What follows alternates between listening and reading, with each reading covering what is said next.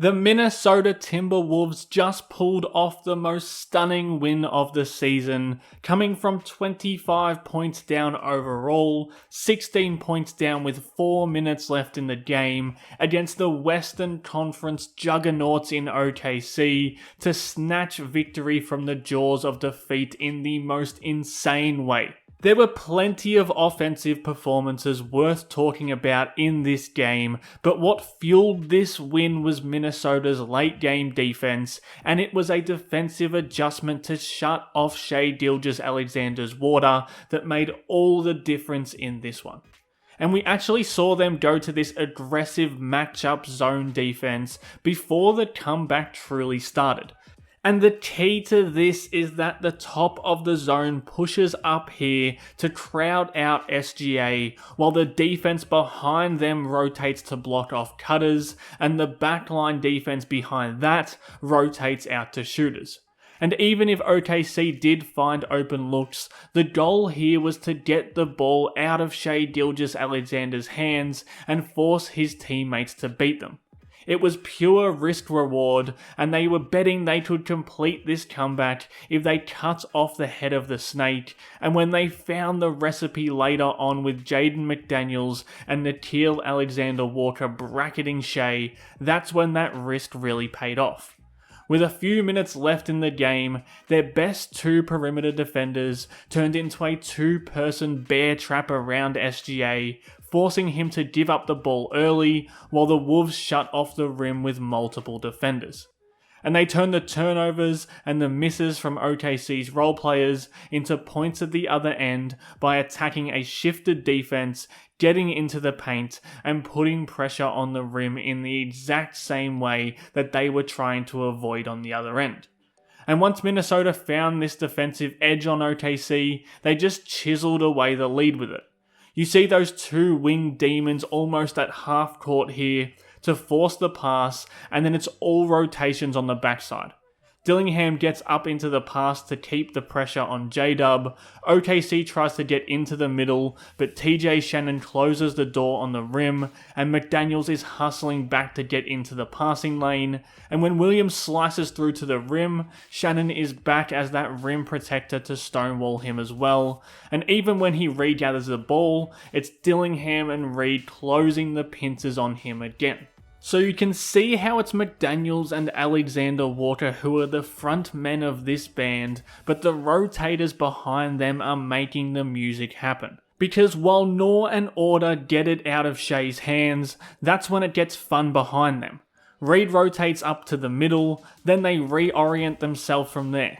McDaniels drops back then rotates out to the shooter, allowing Dillingham to stick to the corner, while Naz Reid sits in the paint to rotate around and block off the rim. And again, a team as good as the Thunder are going to find some good looks in this scheme, but it's not going to be from their star man who kills everything in his path one-on-one. Because when there's under a minute left in the game and you have a 3-point deficit, you want to make role players do the work and not Shai. So you send the yard dogs at him, force him to pick up his dribble, have Shannon sharply rotate out to his second option, and look at this cross-court rotation from Rob Dillingham to at least put some pressure on the corner shooter. That kind of dedication to a scheme is why the best team in the league crumbled late in this game. And on the other end, everything had to be perfect. Most of all, this game-tying possession. And it's a perfect read from McDaniels because when Alexander Walker sets this screen for Dillingham and then curls up off a read screen, he forces Lou Dort to vacate this space as the low man, and McDaniels attacks it. Caruso reaches, McDaniels teaches, and the game is going to overtime. And just in case Minnesota needed a reminder of why they were employing this funky defense, they got it right away in overtime. They try to blitz the ball screen with Shannon coming up here instead of that zone, and Shai shreds it to get himself a bucket and the foul to go with it. So Minnesota just go back to what worked. SGA is a great thinker of the game, so he goes away from that zone, but again he gets into this position where he's bracketed by it and the middle is plugged up as well. Then it's just smart rotations, first Dillingham out to the shooter on the wing, and then Alexander Walker recovering back to the shooter in the corner. Now this fly around defense can make defensive rebounding harder, but Minnesota circumvented that with those rotations I keep mentioning. And it's Shannon Jr. again digging down to swarm SGA and force the turnover, leading to a breakout for Jaden McDaniels and more points toward completing the comeback. And they just kept doing it over and over again. The bounces at the door trapping Shea, the rotations behind that, and the Thunder not being able to make the shots they did get out of this quirky defensive system.